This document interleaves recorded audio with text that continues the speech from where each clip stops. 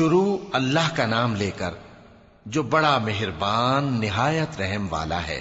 ان فرشتوں کی قسم جو ڈوب کر کافروں کی جان کھینچ لیتے ہیں، اور ان کی جو مومنوں کی جان آسانی سے نکالتے ہیں، اور ان کی جو تیرتے ہوئے جاتے ہیں پھر لپک کر آگے بڑھتے ہیں، پھر دنیا کے کاموں کا انتظام کرتے ہیں کہ وہ دن آ کر رہے گا جس دن وہ زلزلہ آئے گا، پھر اس کے پیچھے اور زلزلہ آئے گا۔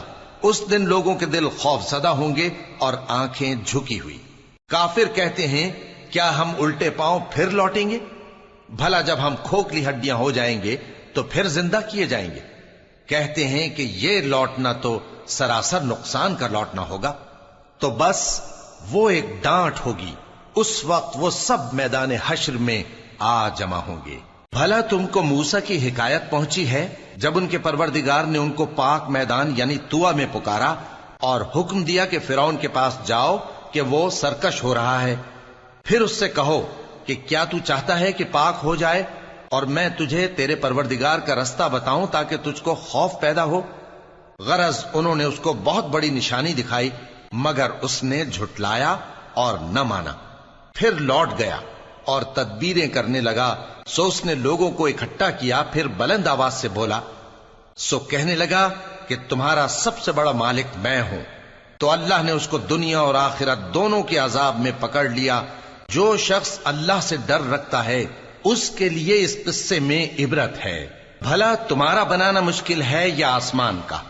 اللہ نے اس کو بنایا، اس کی چھت کو اونچا کیا، پھر اسے برابر کر دیا، اور اسی نے رات تاریک بنائی اور دن کو دھوپ نکالی، اور اس کے بعد زمین کو پھیلا دیا۔ اسی نے زمین میں سے اس کا پانی نکالا اور چارہ اگایا اور اس پر پہاڑوں کا بوجھ رکھ دیا۔ یہ سب کچھ تمہارے اور تمہارے مویشیوں کے فائدے کے لیے کیا۔ پھر جب وہ بہت بڑی آفت آئے گی اس دن انسان جو محنت وہ کرتا رہا یاد کرے گا، اور دوزخ دیکھنے والے کے سامنے لا کر رکھ دی جائے گی۔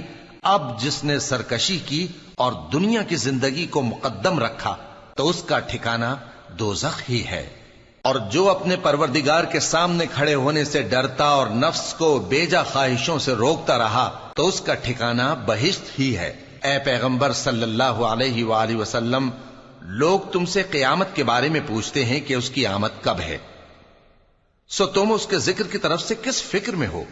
اس کا منتہا یعنی واقع ہونے کا وقت تمہارے پروردگار ہی کو معلوم ہے۔ جو شخص اس سے ڈر رکھتا ہے تم تو اسی کو ڈر سنانے والے ہو۔